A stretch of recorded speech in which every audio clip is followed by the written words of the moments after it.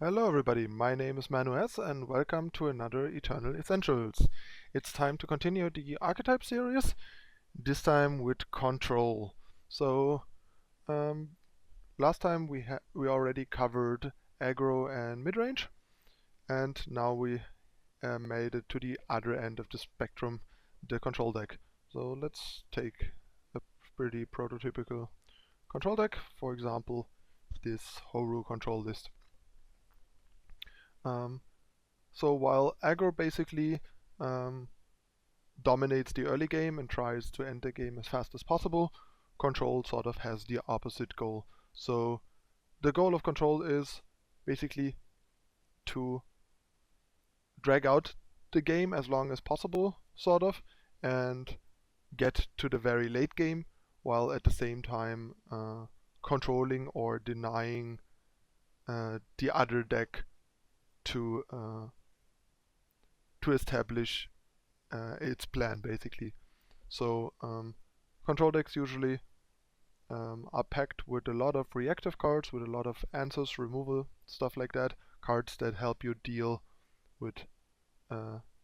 the opponent's cards, with the opponent's threats, to get to the late game, to prolong the game. So let's take a look here, for example. Here's a lot of removal, permafrosts, lightning strikes, vanquish, silence on Valkyrie Enforcer to deal with some problems, um, relic weapons, board sweepers to reset the board if it got out of hand in the early turns, and even like discard, which is basically like a removal, a card advantage engine, and sort of a win condition all in one, basically. So in addition to all these removals, usually in most control decks you also see ways to draw extra cards, like Second Sight, Wisdom of the Elders, Privilege of Rank, Staff of Stories, Channel the Tempest, all cards that basically help you dig deeper into your deck and find ways to deal with whatever problem you are facing at the moment, which is important to help find ways dealing with it to prolong the game and not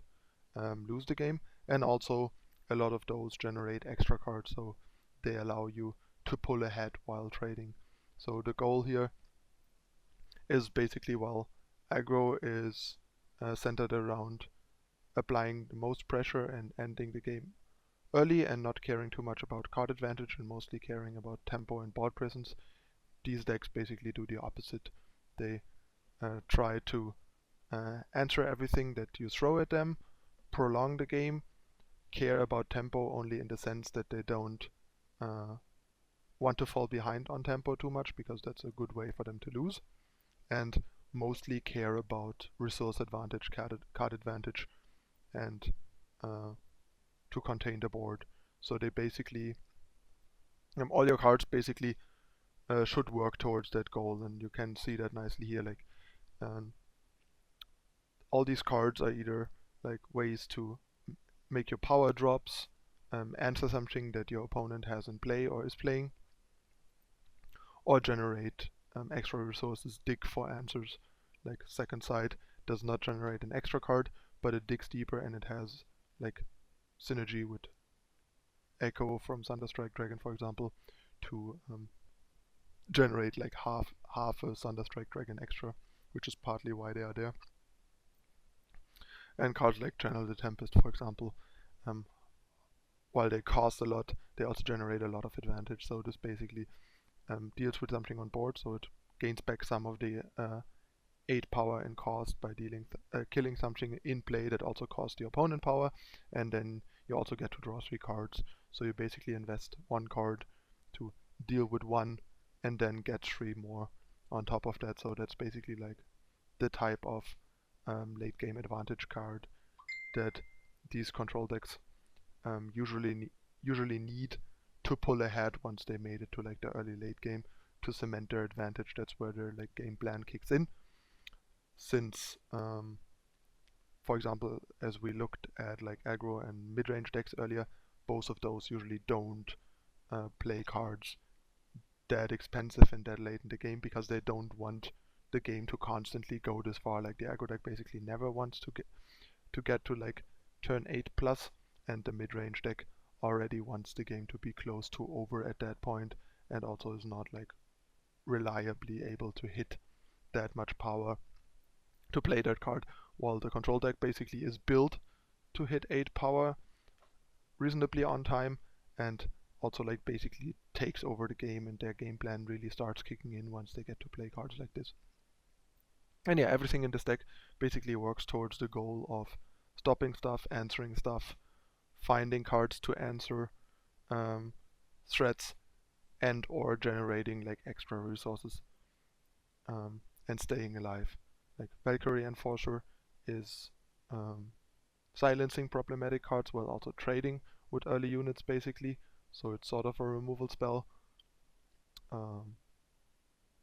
Throne Warden is a reliable blocker thanks to Aegis and gains us 4 life in the form of 4 armor to stabilize our board and our health a bit. The only card that is sort of not directly working towards this is Thunderstrike Dragon, but only to some extent, since a 5/6 flyer also does a fairly good job of locking up the board if the opponent doesn't have a removal for it. But in general, you can say all or almost all cards in a control deck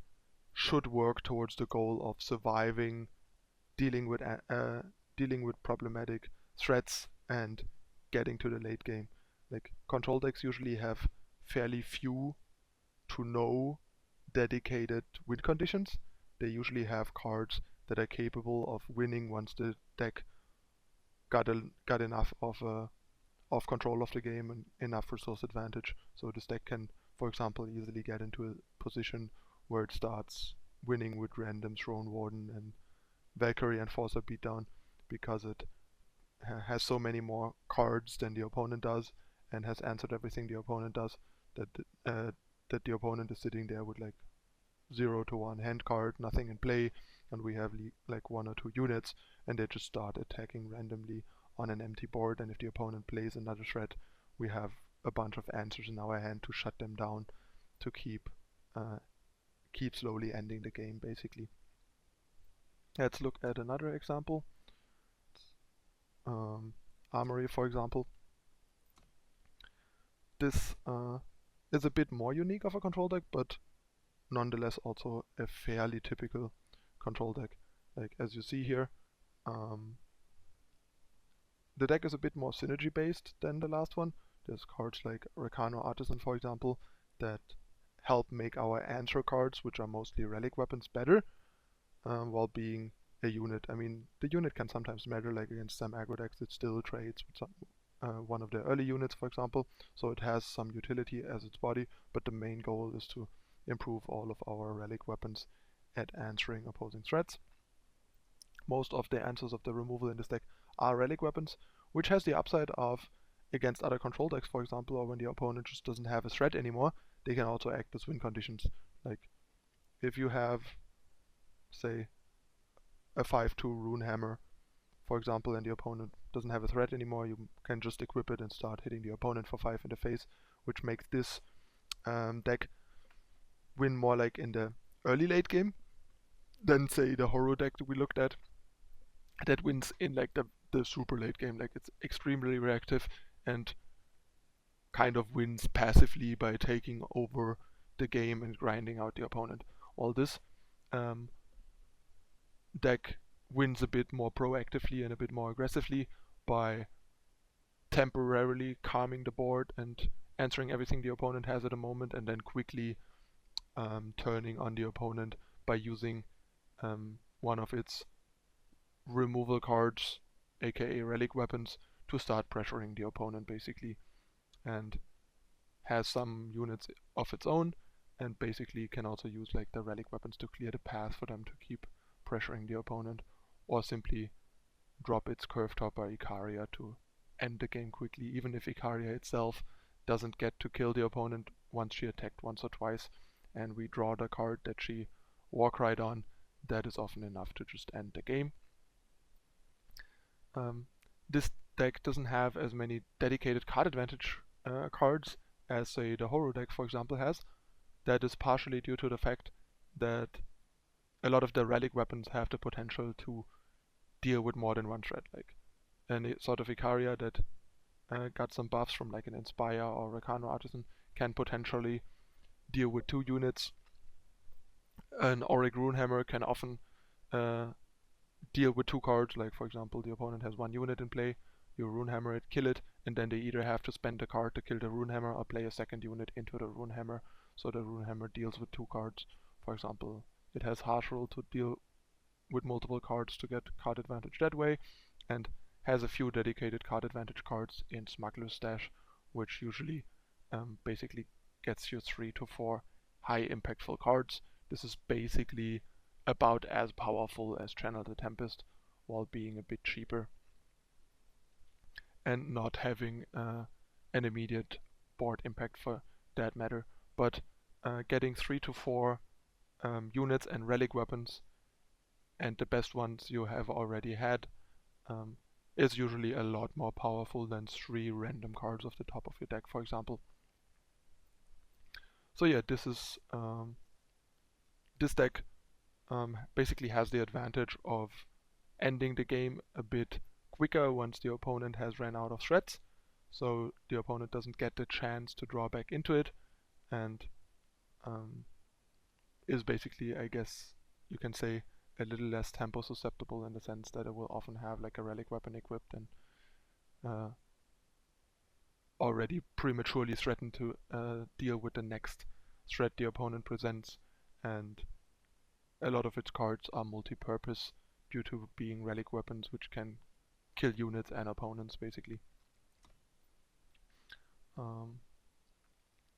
Let's talk about one of the biggest decks right now. Some people would claim or think it's not a control deck, but I'm pretty convinced this is and should be considered a control deck, since that's basically what it plays out. It's just not the most traditional control decks, because a lot of people think of control decks of like heavily removal and spell based, which is not the case here with Big Combre, but it still has all the hallmarks of a control deck and plays out as a control deck. I mean, we all know this deck has the strongest or one of the strongest late games in the entire game, which alone is already something that should basically make your control alarms go off, because that's exactly what a control deck is. They want to go through the super late game. They dominate in the super late game. They are better than anything else the later the game goes, basically. And I mean, the fact that this is not that spell based basically just lies in the nature of the factions that it uses. It, in Time and Justice, a lot of your good cards and ways to generate advantage and control the game are units, but they are very good at that nonetheless, and you can control the game somewhat by mostly playing units if the units are good at that. So first of all, we have answers in the form of units like Valkyrie, Enforcer, and Desert Marshal, are basically removal in unit form. Then there is some actual removal in Vanquish, and the usual board sweeper and Harsh Rule to reset the board that got out of control, which also has nice synergy with the early stall units like Combre Healer that allow you to hold off a couple of early opposing units, make them overextend on the board, and then punish them with a Harsh Rule to clear up everything and start from scratch. And then we have all these like more powerful cards that can easily take over the board against the opponent's often weaker, lower impact cards. Find a Way is this deck's way of like getting some raw extra cards. Since this deck is very power hungry, drawing free extra power is sort of like drawing an extra card in this deck. This is basically like fulfills a similar purpose as Wisdom of the Elders in the Horror deck. It's just your way of ensuring you hit your power drops, are able to use your cards, and reach high amounts of power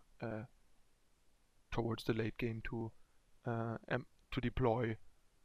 the more powerful cards to take over the game.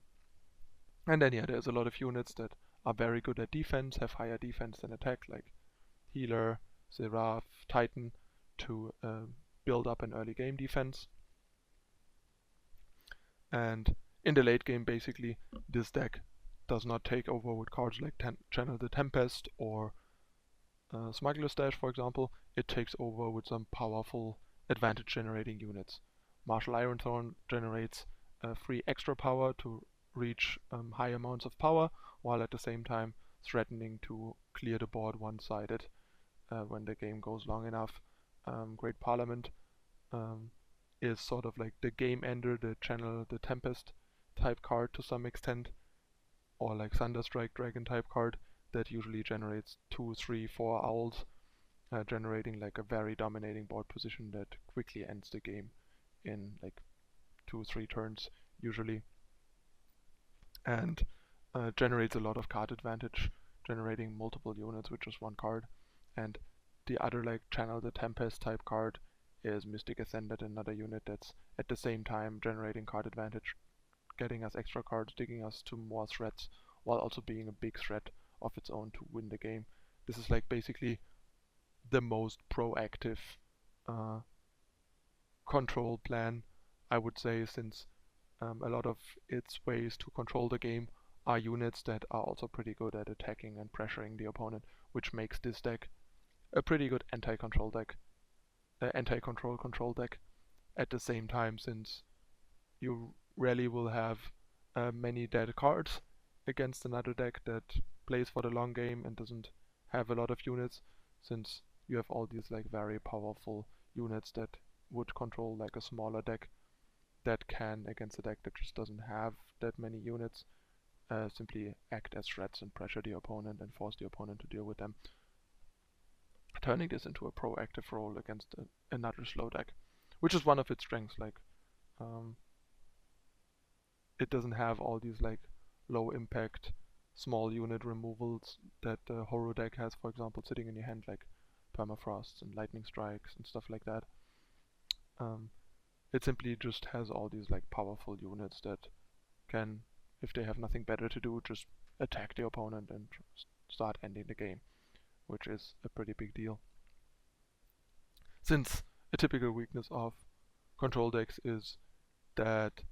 a lot of their cards are removal and basically sit in your hand, don't do anything to progress your game plan if the opponent doesn't present units, doesn't present threats. So the game just drags on, and sometimes it happens that you just get sort of outdrawn by the opponent, and the opponent draws out of a bad draw because you have no way of, like no way or not many ways of pressuring the opponent, which is like one of the major downsides in general of a lot of control decks over, say, an aggressive deck. An aggressive deck is very good at punishing weak draws of the opponent. When the opponent stumbles in the early game, the aggro deck can take great advantage of it and just run away with the game quickly, while the control deck often can't do that in a lot of cases. And then the opponent has a chance to get back into the game and win games they otherwise would have never gotten into against more aggressive decks. Alright, there's one more type of control deck that is fairly common in... where is it? Let me check. Oh, there it is. In Eternal, and it's also like a fairly representative for a specific type of control deck, which is Felon Control. This is like the typical like very spot removal heavy deck that doesn't really have exactly the same sweeping power as Harsh Rule. This deck is a bit unusual in the sense that it sort of has it, but still like in a lot slower way. Like there's these 3 Withering Witches that reduce the health of the opposing units to 1, which can be combined at 7 power with a Lightning Storm to be like a 2-card makeshift Harsh Rule, or can be played like on turn 5 to be followed up on turn 6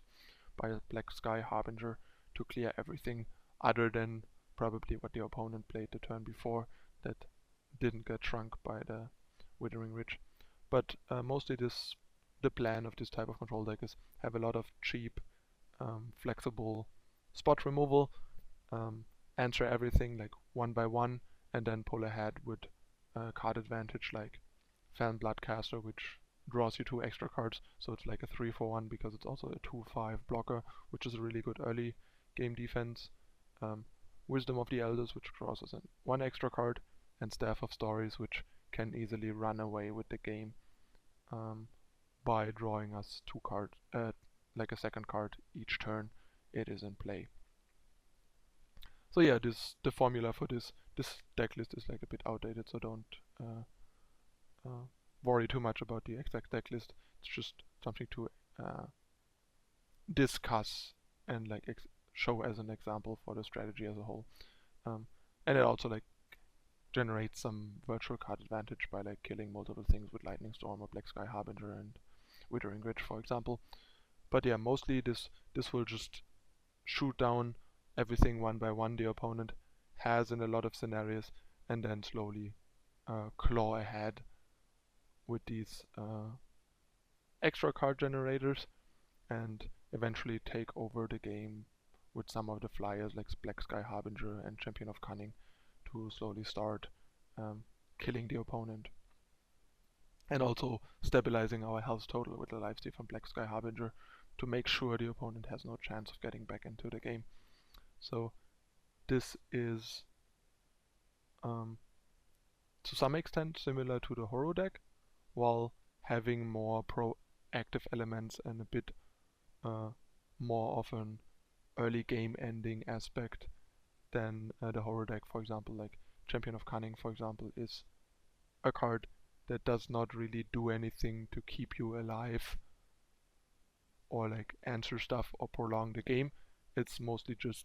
like, other than blocking basically, it's mostly just there to be like a hard to answer threat that ends the game fairly quickly if unanswered. So this deck basically, since it can't outgrind the opponent as well as say the Horror deck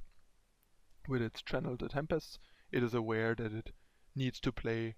a fair amount of cards that are good at ending the game reasonably quick, because otherwise it might eventually get outdrawn if it can't stick a Staff of Stories for multiple turns. Sure, if you just deploy a staff and the staff stays alive for a couple of turns, that is also a way to win. But a lot of the times you will just actually have to start killing your opponent because you can't fully control the game long term as well as say the Horror deck. Alright, so let's sum up what Control is about basically. Control is about first and foremost staying alive, answering all the threats the deck is presented with, prolonging the game to a point where it has answered everything the opponent had to muster basically, and eventually like take full control of the game in most cases, and then sometimes faster, sometimes slower, start winning the game, and in some cases like pure dedicated control, often doing that very passively and more like it's like sort of called accidentally winning the game by just having some random low impact card that normally wouldn't be able to win the game lying around like a Valkyrie Enforcer that slowly starts chipping away at the opponent's life total because the opponent has nothing left to deal with it, to block it, to answer it, because they have been ran out of cards by the control player, and the control player is still sitting there with backup to protect, to make sure the Enforcer can get attacking, and that allows the deck to, for most of its cards, to work towards its goal and not needing to dedicate any or many slots in the deck to cards that do nothing but win, because since winning is like the last thing the deck basically cares about after it has taken care of all the other things, and usually comes pretty late in the game, having a card that is only there, like mostly serves the purpose of winning the game for you, if that sits in your hand early on when your goal is still stopping the opponent's plan and dealing with problems that you are facing, this card can easily make the difference between winning and losing, because if that would be something that helps you early game and answers your problem, rather than a card that is meant to win you the game in the late game, um, then you actually could get to the late game maybe and then win with whatever you have, rather than having this like dedicated win condition early on that doesn't answer your current problem, and then you never get to the point where the deck cares about winning. So it's pretty important to keep that in mind when building control decks, to have as few cards as possible that are only good at winning the game basically, and especially expensive cards that are good at winning the game late in the game. I mean, I get Channel the Tempest is expensive and you don't want to see it early, but it's a card that does more than only win you the game. It's a card that um, usually deals with a unit, deals with a threat. So you basically work your way up to like 8 power by using all these cheaper answers, for example, and use Harsh Roll to reset the board, and Throne Warden to gain some life, and stall out the board and stuff. Since the deck has like answers and ways to stall all the way on the curve, like up to 8, and at some point you manage to climb your way to 8, and then you can like shoot whatever the opponent has left as a unit or as a relic weapon with your Channel the Tempest, draw extra cards, and then you basically like the turn after that Channel the Tempest, you have so many like extra answers and extra resources that you usually can start slowly winning the game, because you should at that point have ample answers for everything the opponent might have left, if they have anything left at all, and can slowly start using whatever you have to end the game. So the card basically ends the game, but it does not only end the game, it also answers things that you might be facing, which is a good like dual purpose for these expensive cards. While that's why there's only, for example, 2 Thunderstrike Dragons, because the card is not that good at doing anything other than basically starting to like end the game. It's a reasonable blocker as a unit, but in a deck that has few units, it will often just start eating removal the opponent has had sit in hand, and therefore is a way for the opponent to generate tempo if they still have anything in play to pressure you. So you usually want to start using those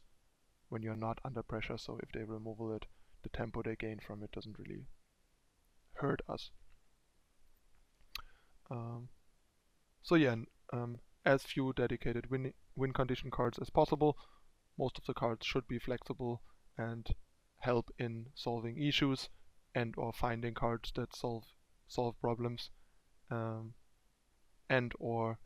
generate some form of resource advantage, because to reliably answer everything the opponent presents and get to higher amounts of power than they do, and still have something left to eventually end the game, you're gonna need more cards than your opponent does, and the best way to do that is like draw extra cards, draw extra power, draw extra cards to have more raw resources available than your opponent does, and also have cards that answer multiple cards from your opponent. And yeah, I think that covers all like the key aspects of a control deck. Basically, the longer the game goes, the later the game gets, the stronger the control deck, the most control decks get. So it's basically kind of like the flip side of aggro, so to speak. And these games live a lot off of this sort of dichotomy and this spectrum between aggro and control. Like mid-range lies exactly between these two on the spectrum, and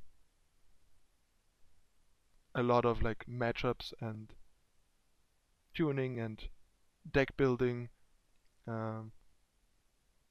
basically works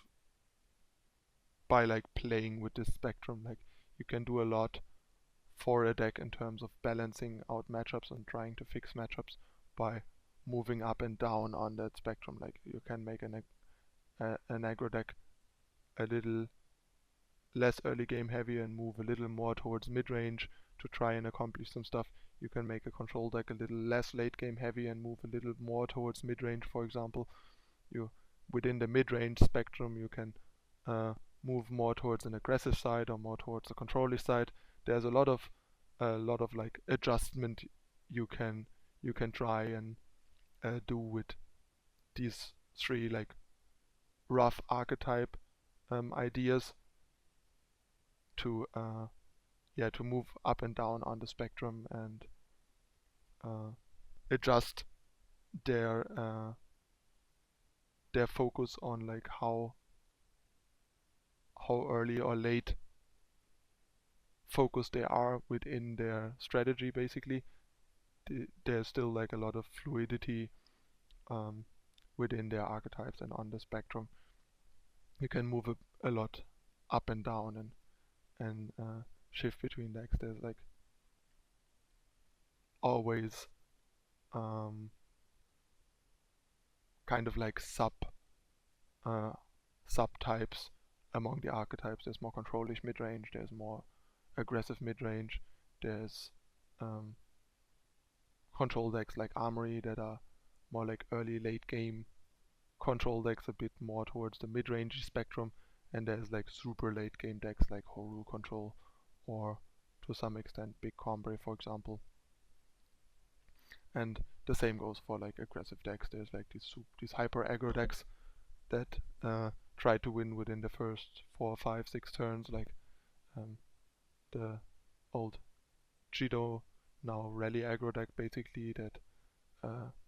goes super low to the ground and very explosive. And then there's aggressive decks like, I don't know, Rakano for example, that are a little less all in and a little less low to the ground and so on. You can see there's like a lot of room within each archetype on the like spectrum of how early or late their plan develops basically, and how fast or slow they approach their role. Alright, I think that covers everything that I have to say regarding control as an archetype. I hope I covered everything important and essential about like the core of the archetype and what it is about and what to like focus on when building and playing it. Just keep in mind,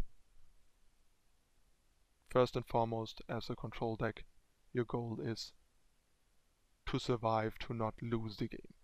Winning comes after that. Like, don't, as a control deck,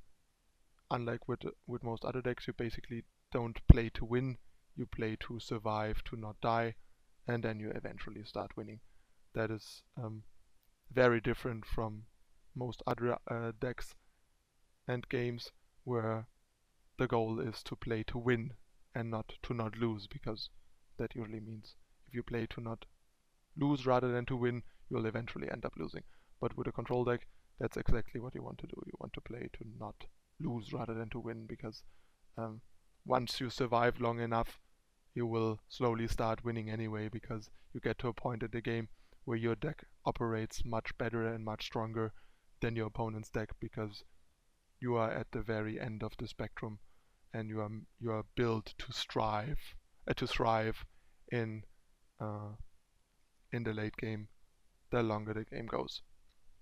So that's a very helpful rule of thumb to keep in mind and think about when asking yourself what the play is, what to do. Pick the play based on what keeps you the safest, what keeps you alive the best usually, rather than like how to, I don't know, end the game basically. Alright, that's it for control this time. Next time, in the last part of the series, I will cover a combo which is a bit less prevalent in this game as it is right now, but there's still like one or two nice examples to talk about and just talk about the archetype in general, since it is important for people to like be aware of what the archetype exactly is and what it's about and how to identify it and how to approach it. Alright, that's it for Eternal Essentials Archetypes Control.